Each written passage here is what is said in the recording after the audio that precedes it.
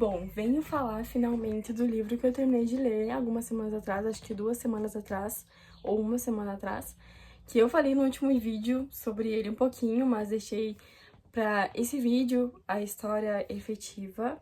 Eu provavelmente vou dar spoilers do livro, então se você não quer ouvir, pule.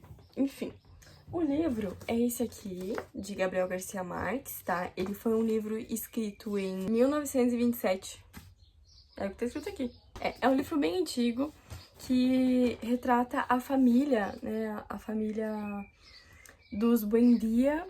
Eu li Buendia o livro inteiro, aí fui ler algumas. Fui ler, não, fui assistir alguns vídeos de análise dele e o pessoal falando Buendia. E deve ser isso aí, né? Porque eles hablam, né? Então é uma família castelhana e tal. E é complexo porque é um livro muito, muito, muito incrível. É incrível, gente. Não tem nem outra palavra além de incrível pra esse livro, porque é uma história e são personagens tão bem escritos que tu não quer mais parar de ler. Esse livro sofreu bastante, ó. Derrubei chimarrão, levei pescar o livro, daí na hora que tive que pular um barranquinho ali pra ir pra beira do rio, um chimarrão tava no mesmo lugar e molhou. Aí eu pensei em comprar outro, mas aí eu pensei, pô, daqui 20 anos esse livro vai me contar uma história, né? Além da história do próprio livro, que com certeza eu vou ler outras vezes, vai me contar também a história do contexto, de que, pô, eu era bem novinha, tinha, né, mais ou menos, tinha 23 anos, e que fui, né, enfim, vai me contar uma história além da história do próprio livro, então essa marca de uso aqui deixei assim mesmo. E é um livro que eu não anotei muitas coisas, pra se falar a verdade. Eu anotei poucas coisas, e eu me arrependi fortemente, porque depois eu fui percebendo que, pô, tinha muitas referências históricas ali, sabe? E eu até prometi aqui que eu ia estudar, mas daí, pô, pra eu estudar o livro, eu teria que ler novamente. E eu já tava, pô, pensando no próximo. Mas, aqui eu fiz algumas anotações no início do livro, não sei se dá pra ver o post-it. Mas depois eu não fiz mais. E, sabe, eu queria ler tanto, devorar aquele livro, que eu não parei pra buscar referência, sabe? Eu só li corrido. Sentava toda hora, sentava ali e ia ler, sabe? Qualquer tempo livre.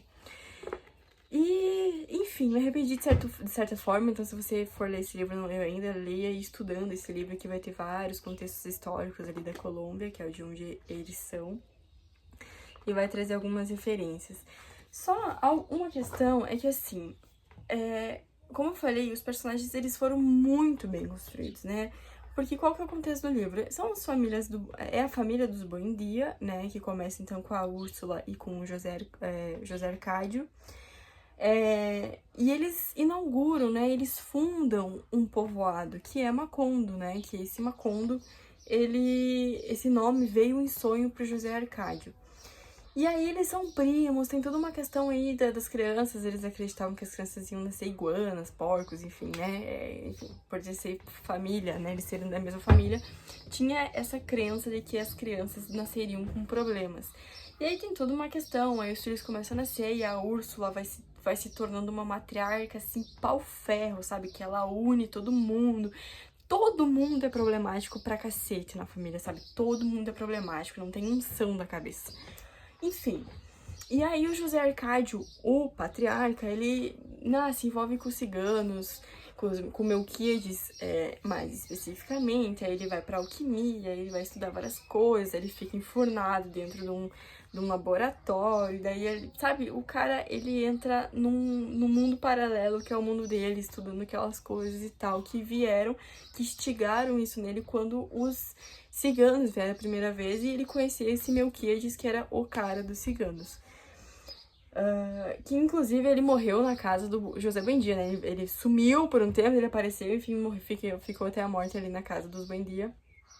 Tinha um quartinho que era deles ali, aquele quartinho, enquanto perduram os 100 anos, a alma de Melquíades não saía dali, e por esse motivo, né, o quarto não pegava pó, não tinha traço, não tinha nada, né, enquanto a alma dele tava ali. Então é todo um contexto bem legal. Só que aí, voltando à questão dos personagens, o José Arcádio e a Úrsula e o Coronel Buendia, o Coronel Aureliano Buendia, que é o filho direto, esses caras, eles são, assim, num nível de descrição e de incrível o personagem no livro, que depois eu não queria mais saber de ninguém. Eu não queria saber da Amaranta, eu não queria saber de ninguém. Eu não queria saber de Rebeca, eu não queria saber dos outros Aureliano. Eu não queria saber de nada. Eu queria saber do Coronel Aureliano, da Úrsula e do José Arcádio lá na alquimia dele, sabe? Então, ao longo do livro, eu fiquei meio entediada quando as gerações foram passando, ali os netos e os bisnetos, até chegar o Aureliano, o pai da Rebeca Bela. Esse aí, no começo a história dele eu achei um pouco chatinha, mas depois tem que ele fala sobre essa, não era gula que ele tinha, ele fazia várias festas, enfim, pra curar uma solidão que ele tinha, que depois, enfim, foi se descobrindo. E aí tem aquela infeliz daquela Fernanda que casou com esse, se não me engano é bisneto da Úrsula, o Aureliano, o pai da Rebeca Bela. Ah, e tem outra questão também, que nesse livro aqui que eu tô lendo agora, né, que o dos Buendia eu já terminei, tô lendo esse aqui, que é O Tempo Vento, é um livro gaúcho, né, feito por um gaúcho, escrito por um gaúcho, e conta a história daqui da Revolução Farroupilha, de certa forma. Eu li a primeira página e já aprendi pra cacete. Olha as anotações aqui, olha as anotações da primeira página. Mas aqui também tem, puxei esse assunto por esse motivo, aqui também tem isso aqui, ó, que é a árvore genealógica da família que vai ser contada no livro. E esse livro aqui, de Gabriel Garcia Marques, também tem. E eu, que sou uma leitora iniciante, ratei, né? Porque assim, ó, os nomes são todos iguais. São todos iguais os nomes, sabe? Os Josés Arcádios e os Aurelianos. São todos iguais. O filho, o bisneto, né? São todos iguais. São todos Aurelianos ou José Arcádios. E todos os Aurelianos têm as suas características iguais. E todos os José Arcádios têm as suas características iguais. Então, cara, chega um momento onde tem o filho, o neto e o bisneto, e são todos o mesmo nome. Daí tu fica em pane, né? E eu não anotei. Então, nesse novo livro aqui, que também... Eu não olhei se os nomes são iguais. Até vou olhar agora. Se os nomes são iguais, mas é importante que anote. Anote. Coisa que eu não anotei por ser uma iniciante, anote. Olha, esse cara fez isso, fez aquilo, sabe? Esse cara fez isso, fez aquilo. Pra você se encontrar. Pra você se encontrar, porque senão você se perde, né? Pelo menos eu me perdi. Enfim, e o Coronel Aureliano, ele foi um cara que ele, né, participou de uma revolução e tudo mais, uma revolução que realmente aconteceu na Colômbia, né, de libertação do Império Espanhol. E, cara, ele logicamente cometeu crueldades, mas ele é um cara que você quer saber o que tá acontecendo, o que ele tá fazendo. Assim como a Úrsula, como que ela tá construindo a casa, fazendo os docinhos de caramelo dela, né? E aí depois vem essa Fernanda do cão, essa mulher inferno, que o neto, né, o Aureliano II se casou com a Fernanda, um lixo de pessoa. Mas também não tem unção naquela família, né? Não tem um... Enfim.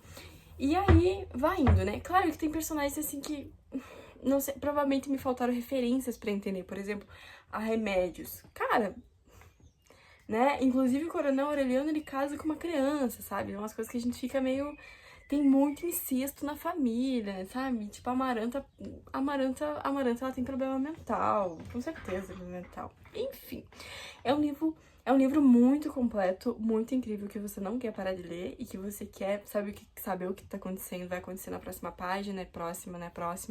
Mas teve alguns personagens ali que eu achei um saco, porque, sabe, eu não queria saber deles, eu queria saber dos anteriores, sabe? Porque os primeiros foram, assim...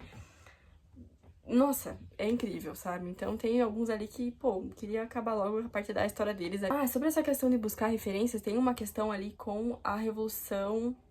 A revolta? Não, a chacina das bananeiras. Pesquisei. Porque em 1900 e bolinha lá, teve uma indústria das bananas lá e tal, e aí fizeram uma chacina, mataram mais de 3.000 trabalhadores na estação de trem. E isso, um dos José Arcádios, se não me engano, né, é irmão do Aureliano II, se não me engano, posso estar confundido aqui, porque é tudo igual o nome. Mas, se não me engano, o irmão do Aureliano II, que é o José Arcádio, que eles eram gêmeos,